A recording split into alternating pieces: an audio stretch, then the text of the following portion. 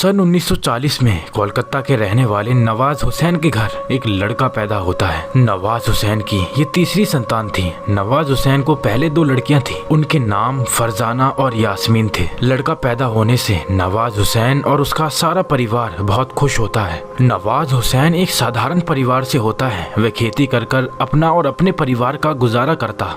नवाज हुसैन की बीवी बसेरा दूसरों के घर पर बर्तन मांजने का काम करती थी। जैसे तैसे दोनों मिलकर अपने पूरे परिवार का गुजारा करते। लड़का पैदा होना उनके लिए एक राहत की बात थी। नवाज हुसैन बहुत खुश था। उसे पूरा यकीन था ये लड़का बड़ा होकर उसे और उसके सारे परिवार को इस गरीबी की दलदल से हमेशा के लिए बाहर निकालेगा और उन्हें एक खुशहाल जिंदगी देगा। कुछ दिन बाद लड़के का नामकरण करते हैं। लड़के का नाम यूसुफ अली रखा जाता है। यूसुफ अली दिखने में बहुत ही खूबसूरत था। उसके चेहरे से नूर झलकता, आंखें झील जैसी गहरी थी। हर कोई उसकी खूबसूरती की तारीफ करता। देखते ही देखते 2 साल का वक्त गुजर गया। यूसुफ अली अब 2 साल का हो गया था। वक्त के साथ उसकी खूबसूरती बढ़ती ही जा रही थी। उसकी खूबसूरती के चर्चे सारे गांव में थे। गांव के सारे लोग उससे प्यार करते। नवाज हुसैन का एक मुंह बोला भाई था जिसका नाम बिलाल था। बिलाल अच्छे खासे घर से ताल्लुक रखता था। नवाज हुसैन को बिलाल ने बहुत मदद की थी। उसकी हर परेशानी में वह डटकर उसके साथ खड़ा था। बिलाल के नवाज हुसैन पर बहुत सारे एहसान थे। बिलाल नवाज हुसैन को अपने भाई से बढ़कर मानता। दोनों में बहुत ज्यादा प्यार था।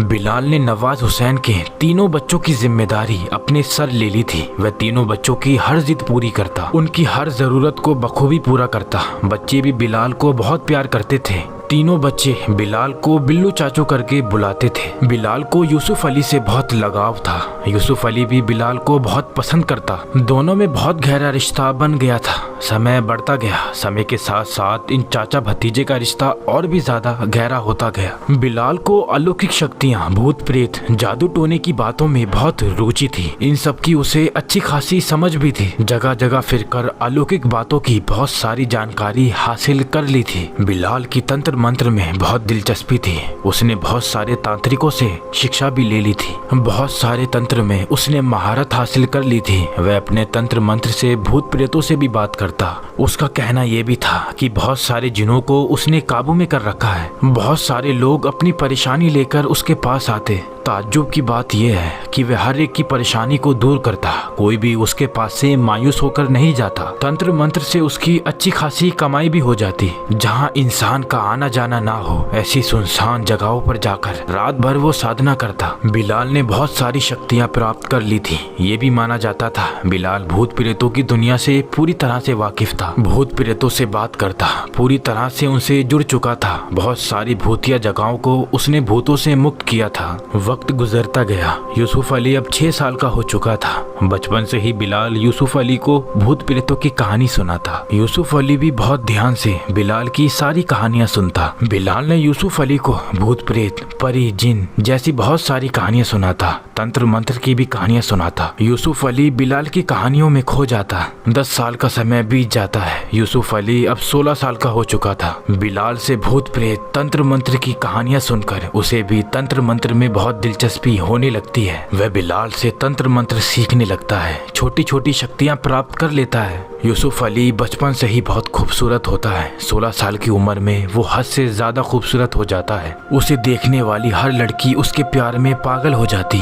उससे बात करने के लिए और दोस्ती करने के लिए तरसती थी। देखते ही देखते यूसुफ अली 20 साल का हो जाता है। जवानी में पहुंचते ही उसकी खूबसूरती चरम पर होती है। बहुत सारी लड़कियों की ख्वाहिश होती है उससे शादी करना, उसे अपना बनाना। लेकिन यूसुफ को प्यार मोहब्बत में कोई दिलचस्पी नहीं होती। वो कभी किसी लड़की की तरफ आंख उठाकर नहीं देखता। उसका सारा ध्यान सिर्फ तंत्र मंत्र, अलौकिक शक्तियों की तरफ होता है। उसकी एक ही ख्वाहिश होती है दुनिया भर की हर शक्ति प्राप्त करना, तंत्र मंत्र में महारत हासिल करना, अलौकिक शक्तियों पर विजय प्राप्त करना, जादू टोने में माहिर होना। इन सब चीजों में बिलाल का महत्वपूर्ण योगदान था। बिलाल यूसुफ अली का चाचा और गुरु दोनों था। बिलाल ने यूसुफ अली को बहुत सारे तंत्र मंत्र से अवगत करवाया था। बहुत सारे तंत्र मंत्र सिखाए थे, लेकिन उसे भूत प्रेत के ज्ञान से दूर रखा था। जब भी यूसुफ अली बिलाल से भूत प्रेत का तंत्र सीखने के बारे में कहता, बिलाल उसे साफ मना कर दिया करता। वह कहता, भूत प्रेत का तंत्र सबसे खतरनाक होता है, जान जाने का भी खतरा बना रहता है। बहुत माहिर लोग ही भूत प्रेत का तंत्र कर सकते हैं। तुम अभी तक वहाँ नहीं पहुँचे,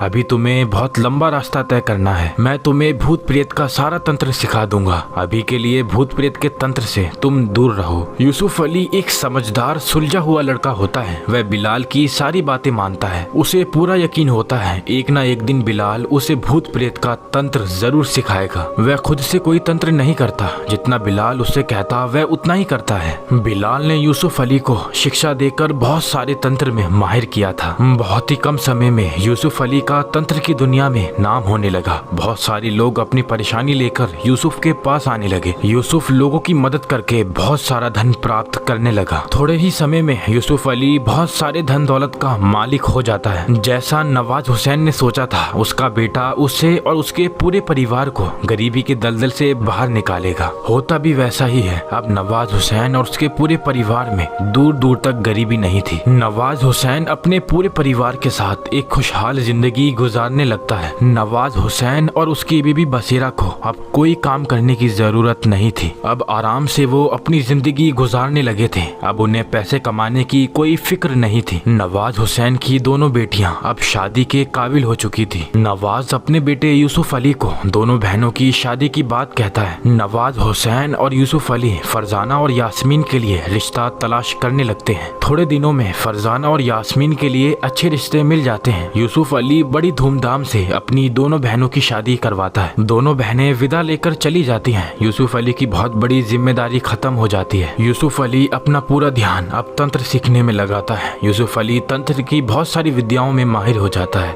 उसका सिर्फ एक ही लक्ष्य होता है, भूत प्रेत के तंत्र में महारत हासिल करना। एक रोज की बात है, यूसुफ अली अपने चाचा बिलाल के साथ एक गांव में जाता है। उस गांव की एक लड़की को एक शैतान ने पूरी तरीके से अपने काबू में किया होता है। बहुत सारे तांत्रिक उस लड़की को उस शैतान के चंगुल से छुड़ाने की कोशिश करते हैं, लेकिन किसी को भी कामयाबी नहीं मिलती। हर एक तांत्रिक के हक में सिर्फ हार ही आ जाती है। लड़की के माँ बाप ने बिलाल और यूसुफ का बहुत नाम सुना था, इसीलिए उन्होंने मदद के लिए उन्हें बुलाया था। बिलाल और यूसुफ लड़की के घर पहुंच जाते हैं। बिलाल को ऐसी चीजों में महारत हासिल थी, लेकिन यूसुफ को इन चीजों की ज्यादा जानकारी नहीं थी। वह यहाँ अपने चाचा का साथ देने आया था। बिलाल जैसे ही उस लड़की के घर में दाखिल होता है, वह लड़की बहुत शोर मचाने लगती है। मारने के लिए बिलाल और यूसुफ की तरफ जाने लगती है। 10 से 15 लोग लड़की को पकड़े हुए होते हैं, फिर भी वह लड़की इन सब पर भारी थी। वह लड़की सबको ढकेल कर यूसुफ की ओर जाती है। पास में पड़ा डंडा उठाकर वह लड़की यूसुफ के सर पर मारने वाली ही होती है। तभी बिलाल उस लड़की का हाथ पकड़ लेता है और कुछ मंत्र पढ़कर लड़की पर दम करता है। लड़की वहीं पर बेहोश होकर गिर जाती है। बिलाल लड़की के माँ बाप से कहता है, लड़की को बिस्तर पर सुला दो, जब तक मैं नहीं कहूँगा तब तक ये लड़की नींद से नहीं जागेगी। डरने की कोई बात नहीं। लड़की के माँ बाप लड़की को बिस्तर पर सुला देते हैं और बिलाल से आकर पूछते हैं, क्या हुआ है हमारी बेटी को? बिलाल कहता है, अभी तो मैं कुछ बता नहीं सकता, इसे क्या हुआ है ये जानने के लिए थोड़ा वक्त चाहिए। बिलाल लड़की के पास जाता है, उसके सर पर हाथ रखकर कुछ मंत्र पढ़ता है। घंटों तक मंत्र पढ़कर वह लड़की पर दम करता रहता है। कुछ समय बाद बिलाल बाहर आकर लड़की के माँ बाप से कहता है, आपकी बेटी का क्या नाम है? लड़की के माँ बाप कहते हैं, हमारी बेटी का नाम सायरा है। बिलाल कहता है, कब से आपकी बेटी सायरा को ये तकलीफ है? सायरा के माँ बाप कहते हैं, 4 साल हो गए, तब से उसे तकलीफ है। बहुत तांत्रिकों के पास लेकर गए, बहुत ही इलाज करवाया, लेकिन कोई फायदा नहीं हुआ। अब बस सारी उम्मीदें आपसे ही हैं। आप कुछ भी करके हमारी बेटी सायरा को बचा लो, हम जिंदगी भर आपके एहसानमंद रहेंगे। और वो दोनों रोने लगते हैं। बिलाल उनको कहता है, रोना बंद कीजिए, ये रोने का वक्त नहीं है। सायरा की जान खतरे में है, अब वक्त हाथ से जा चुका है, उसे बचाना बहुत मुश्किल है। उसके जिस्म में एक खूंखार शैतान रह रहा है। उसने पूरी तरीके से सायरा को अपने काबू में कर रखा है। अब सायरा को बचाना नामुमकिन के बराबर है। सायरा को मारकर वह शैतान उसे अपने साथ लेकर जाएगा। उस शैतान ने सायरा का जिस्म अंदर से पूरी तरह खोखला कर दिया है। अगर मैं तंत्र मंत्र का सहारा लेकर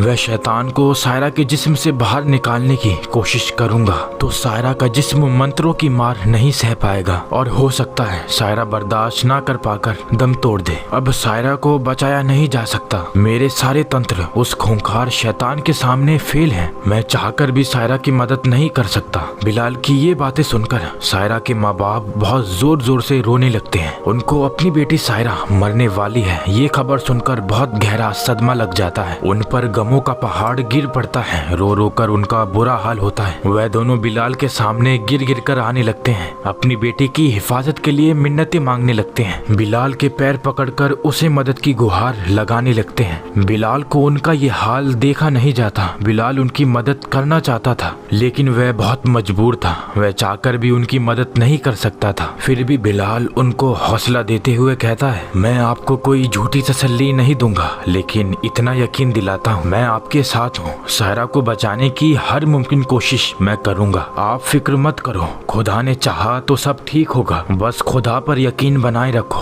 बस खुदा से दुआ करते रहो हमें सायरा को बचाने में कामयाबी हासिल हो। सायरा की मदद करने के लिए हमें ये जानना बेहद जरूरी है वो खूंखार शैतान कौन है, कहां से आया है, उसने सायरा को अपने काबू में क्यों कर रखा है, आखिर उसका मकसद क्या है। हमें इन सब सवालों का जवाब ढूंढना है तभी हम सायरा की कुछ मदद कर पाएंगे। बिलाल सायरा के माँ बाप से पूछता है, आपको कुछ याद है सायरा की हालत कब से है, किस जगह हो गई थी जिसकी वजह से उसकी आज ये हालत है। उस खूंखार शैतान के बारे में आप कुछ जानते हो? कभी उस खूंखार शैतान ने अपने बारे में कुछ बताया? इन 4 सालों में सायरा ने कभी उस खूंखार शैतान के नाम का जिक्र किया? कभी किसी जगह का नाम लिया? कहीं जाने की जिद की? आपको जो भी पता है साफ साफ मुझे बता दो ताकि मैं जल्द से जल्द सायरा की मदद करने की कोशिश करूं। सायरा के माँ बाप कहते हैं, हमें इस बारे में कुछ भी नहीं पता। वह खूंखार शैतान कौन है, कहां से आया, क्यों आया, उसका मकसद क्या है, हम कुछ नहीं जानते। ना कभी सायरा ने ना ही कभी उस खूंखार शैतान ने अपने बारे में कुछ बताया। बिलाल कहता है, ऐसे तो हम सायरा की कोई मदद नहीं कर सकते।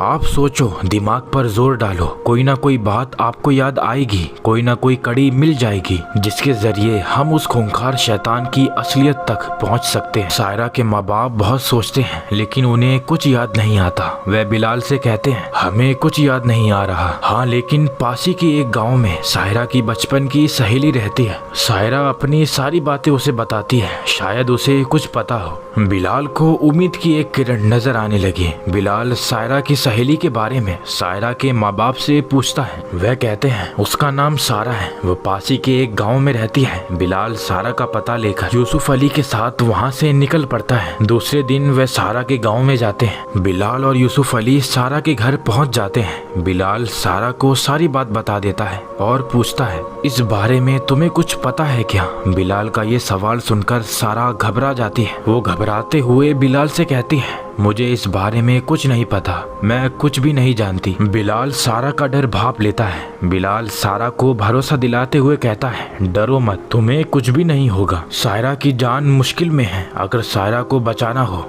तुम जो जानती हो वो मुझे बताना होगा, तभी शायद हम सायरा को उस खूंखार शैतान से बचा पाएंगे। सारा खुद को संभालते हुए कहती है, मैं उस खूंखार शैतान के बारे में ज्यादा कुछ नहीं जानती, लेकिन इतना जरूर जानती हूँ उस खूंखार शैतान ने कहां और कैसे काबू किया। सारा की ये बात सुनकर बिलाल को एक उम्मीद नजर आती है। वह सारा से कहता है, सायरा के साथ क्या हुआ मुझे बताओ। सारा कहती है, हम दोनों सहेली दूर के एक गांव में घूमने गए। वहां घूमते घूमते हमें पास के एक गांव का पता चला। वह गांव बहुत सालों से बंद था। उस गांव में कोई आता जाता नहीं था। वह गांव भूतिया गांव के नाम से भी जाना जाता था। हमने उस गांव के बारे में लोगों से पूछताछ की, जिससे भी हम पूछते वह डर के मारे भाग जाता। बहुत सारे बुजुर्गों ने हमें उस गांव से दूर रहने की हिदायत दी, लेकिन हमें उस गांव के बारे में जानने का मन था। तभी हम दोनों ने मिलकर तय किया उस भूतिया गांव में जाने का। मैं बहुत डर गई थी। मैंने सायरा से कहा, उस भूतिया गांव में जाने का इरादा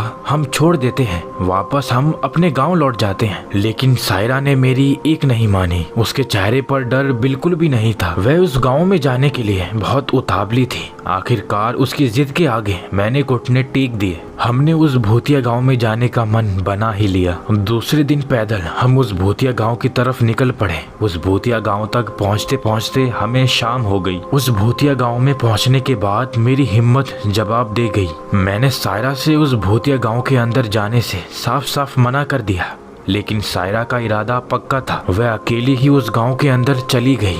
मैं सारी रात उस भूतिया गांव के बाहर ही रुकी थी। सायरा सुबह को बाहर आ गई, लेकिन वह पूरी तरह से बदल चुकी थी। बकबक करने वाली सायरा बिल्कुल चुप हो गई थी। मैंने उससे बात करने की बहुत कोशिश की, लेकिन उसने मेरी किसी बात का जवाब नहीं दिया। मैं बहुत डर गई थी। सायरा को कुछ हो गया था। हम वापस आ गए। मैंने डर के मारे किसी को कुछ नहीं बताया। आगे क्या हुआ वह सब आपके सामने ही है। बिलाल बहुत हैरानी से सारा से कहता है, इतनी बड़ी बात तुम्हें छुपानी नहीं चाहिए थी और ऐसी भूतिया जगहों पर बिल्कुल नहीं जाना चाहिए था। वहाँ जाकर आप लोगों ने मौत को दावत दी है। तुम लोगों की बेवकूफ़ी की वजह से सायरा मौत के बिल्कुल करीब है। कभी भी वो खूंखार शैतान सायरा को मारकर उसकी रूह को अपने साथ ले जा सकता है। बहुत ही बड़ी गलती की है आप लोगों ने। अब इस गलती की कीमत सायरा को अपनी जान देकर चुकानी होगी। वक्त रहते तुमने सबको सच्चाई बताई होती तो शायद सायरा बच पाती। सारा को अपने किए पर बहुत अफसोस होता है। सारा बिलाल से कहती है, मुझे माफ कर दो, मैं बहुत डर गई थी। कोई मुझे इन सब का दोषी ना माने, इस डर से मैंने इतनी बड़ी सच्चाई को राज ही रखा। आज मुझे चुप रहने का बहुत पछतावा हो रहा है। मुझे सभी को सच बताना चाहिए था। मुझे माफ कर दीजिए। मेरी सहेली सायरा की जान बचा लीजिए। इतना कहकर सारा बहुत रोने लगती है। सारा की आंखों से निकलते हर आंसू में पछतावा होता है। बिलाल सारा से कहता है, जो हुआ सो हुआ। ये बताओ, इस घटना के बाद सायरा ने तुम्हें कुछ बताने की कोशिश की? सारा कहती है, सायरा से मैं बहुत बार मिली, लेकिन सायरा ने कभी किसी बात का जिक्र नहीं किया। जब भी मैं उससे पूछती कि कोई तुम्हें तकलीफ दे रहा है क्या, कोई शैतान तुम्हारे साथ है क्या, ये सुनकर सायरा बहुत गुस्सा हो जाती, बहुत ही डरावनी हो जाती।